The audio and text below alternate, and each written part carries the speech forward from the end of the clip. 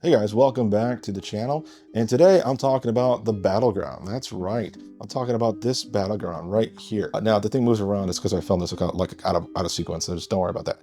But this is the Battleground, and this is the basically what you and your opponent are going to be using. You're going to have your own version of this, and your opponent will have their own. So there'll be like two of these. I'm working on like different types, maybe like more of a paper one or like a rubber one. But for now, this is the one I like. It's like a very rigid game board. It's very nice feeling. That is the Battleground. And so let's get right into it. So now let's go over basically this board. This is called the Battleground. There's gonna be different versions of this, but for now this is the general layout. This is just for the Founders Edition, and this is what it looks like. It's pretty simple. It's a, collapsible thing like that. Hopefully this goes back on camera normally, but I actually have no idea because I can't see. So we're just gonna have to go with it. As you can see, two rows here, top row, bottom row, and each row has a specific layer of things. This is actually a more simplified version of it because I wanted to kind of hit that like kind of manufacturing look, which is why you get this and the flag and like the tracks and everything underneath. This one's a really fun one. I actually really like the way this came out, and it's pretty baller. So let's go over this. Here is the deck zone. So let's take our handy dandy Xcal Merlin deck. This is obviously a pre-production version. The other ones will look the same. It's a little bit worn and torn just because I've used it so many times. So this is where your deck will go. You go put your deck right here, and there you go. That's your deck. Then you'll draw your cards every turn, and so you draw a new card, and then you get here your fate zones, right? So let's say you've got a retaliate card, loss at sea. What you're gonna want to do is you're gonna have to put this card face down. Doesn't really matter where, it just goes there. It kind of fits these cards a little too perfectly, which is kind of hilarious because like if you try to like match it exactly, it's kind of funny. But either way, you put your card there, and then when your opponent does something, you flip it over, bam, wham, bam, thank you, ma'am. There you go, lost at sea. Get to use it. Now you have about 5 different zones. 1, 2, 3, 4, 5, all fate cards. So pretty much any fate card can fit here. If you got an instant card, you'll instantly use that guy, bam, bada, bam. If you have a provisions card, this card allows you to equip this to any card in the game, whether that's one of your protagonists or an antagonist, basically your opponent's cards or your cards. Really depends on the card specifically and what you want to do with it. You got here Rooftop Rendezvous, which is a cease card. Again, this card will go face down, and then once you activate a retaliate card and then do a whole chain, then you can activate a cease card. It's pretty fun that way. And then last but not least, we have an oath card, which is, an oath card. It's an oath in a pact that you and an opponent will take, and whoever breaks the pact first generally gets the negative effects, and that's kind of the sour grapes of it all. Now we have here at the end, we have ourselves the HQ or headquarters zone. This is like my version of graveyard, discard pile, things like that. So any cards you use throughout the game will be just sent here, and that's where they'll be. Really simple, really chill, really cool. I actually really like how well this looks. So let's draw another 5 cards just to have some cards to play with. That's 4, 5. Here we go. Now at the top row, we got ourselves a neutral zone. I put a 0 here. Probably should have been an NZ, but I just feel like there was already an N here. I didn't want to like overdo it and have more than one letter per, whatever. Because like I know HQ has 2 letters, but that would kind of be the outlier for me. So this one, it's green. That indicates, healing. You're safe here. This zone is where all your cards will start off. So let's say you got a Lieutenant Fowler or something, right? This guy is going right here. You can't just summon anybody to any square you want, because the way this works is like a track. You got to get from here to the next, to the next, to the next, all the way until you get to the Nemesis zone. Speaking of Nemesis zone, I need a Nemesis card. And bam, look at that. I got a Void Out right here. So let's put Void Out right there. So when you play the game, you and your opponent will basically at the start of the game get to choose a Nemesis from your deck and get to put it face down onto their battleground. So they don't know what's coming up, but you do.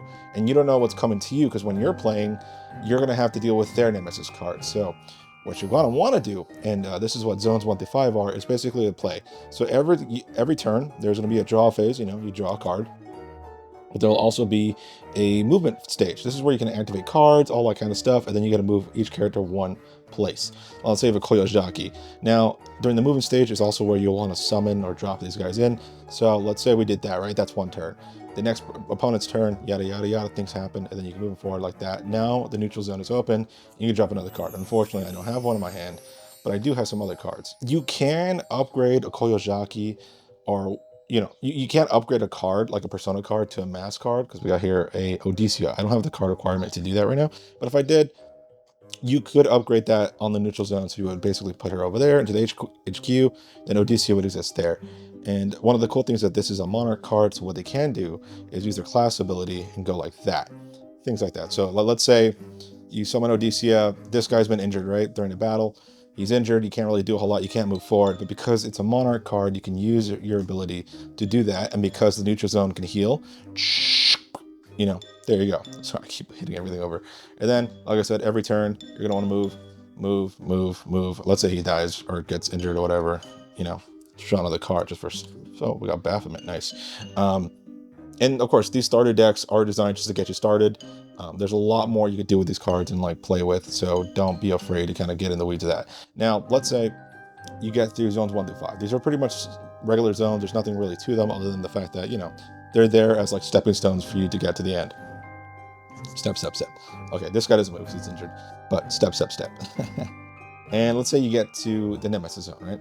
So the whole point of the game is to get from the neutral zone to the Nemesis zone, NZ to NZ, start to finish. And once you get here, your next time you can move, or you got a movement card, you can go like this and activate the Nemesis. Now, whatever his ability, whatever their ability is, it's going to affect all the cards. Now, here's an interesting part about the Nemesis zone and the Nemesis card explicitly. This is about 50 strength. I don't know what his ability is. Move all protagonists back 1 space, send the protagonist on, start back to your hand. Okay. Let's say move everybody back 1 space now. Because he's injured, he can still be moved because of this card effect. So now everyone's back 1 space. Now here's a problem though. Odysseus has 35 will. He has about 10 here, which basically means she's not going to be able to take him on because she's at 45. Now, if he wasn't injured, this would be a different story. Unfortunately, what happens though is that if you aren't able to destroy the Nemesis once you've activated them, your first card closest to them gets turned upside down, become injured. And so every turn during the movement phase, they will also move forward 1. And, you know, let's say we keep going, right? Okay, you're like, oh, okay, cool. I got Song Joon-ho. Summon Song Joon-ho.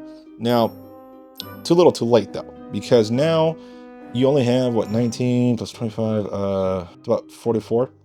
44 will. That's still not enough for Void Out. So now Odysseus is going bye-bye, because like I said, every turn they're going to attack. And then now the next movement space, Void Out can move forward 1. And then you're going to want to draw another card. You're like, okay, this is not looking great for me. You're going to move Song Joon-ho here, and then you're going to summon Agent Amygdala, and you're going to hope for a miracle. See, now this is why you don't normally want to start off activating the Nemesis card until you are absolutely ready, because this is an opportunity. Now let's say we had Odysseus here, right? Just because we have a movement phase doesn't mean you want to and have to move. So let's say we prepared better. So it's 35, 10, 9. Even this alone would just be enough. We just waited 1 turn. We could have enough strength, so move forward, activate your Nemesis. Everyone moves back 1. You know, whatever. He's probably right here. And then because of their combined attack now, that's 45 plus 9, that's 54. They now destroy Void Out. And then the next way to win is that next turn, what you're going to do, move forward 1, and then obviously keep fighting your opponent. And then last turn, you end here, and that means you win the game.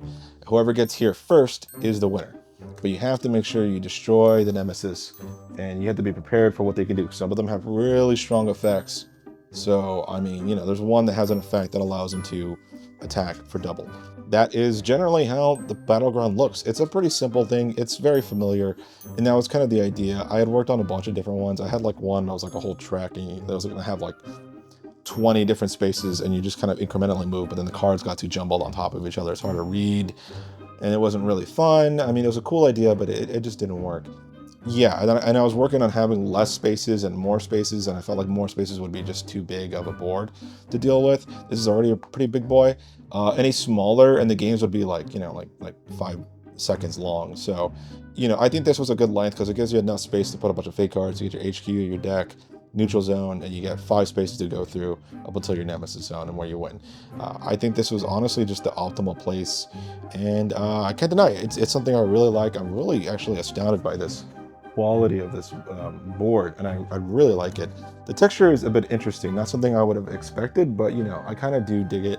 And yeah, this is the Battleground. It's a pretty simple, pretty chill thing. It goes like that, it folds, and you can just put it in your backpack pretty easily.